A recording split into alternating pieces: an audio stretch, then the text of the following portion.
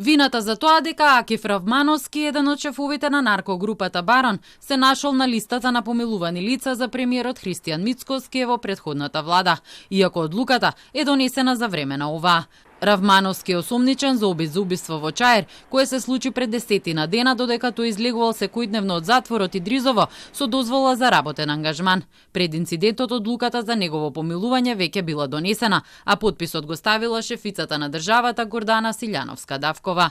Ако мислите на овој последниот случај, тогаш можам да ви кажам дека тој случај е од минатото, не е од сега, од претходната влада, снесен како кукавичко јајце кој што треба да имплодира во овој период.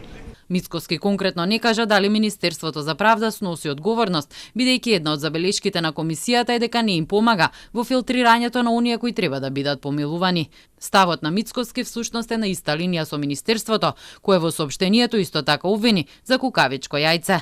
Имајќи ја предвид процедурата за помилување, но и временската рамка кога е испратено мислењето од Министерството за правда во време на предизборие, се добива впечаток дека овој процес е злоупотребен. Воедно и отварањето на детали од процедурата од опозицијата посочуваат токму на подметнување на кукавичко јајце во овој процес.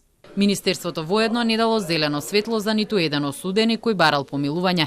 Министерот за правда Игор Филков изјави дека можеби е време да дојде до одредено освежување во комисијата, бидејќи институтот помилување е многу важна работа во државата. Според него не сме помилувањето да биде предмет на политички игри и препукувања. Инаку премиерот во меѓувреме бил информиран дека Равмановски се гони за уште неколку кривични дела, односно освен за обид за убиство и за учество во тепачка, и дека добил притвор од 30 дена, при што остава на правосудните органи да одлучат како ќе постапуваат.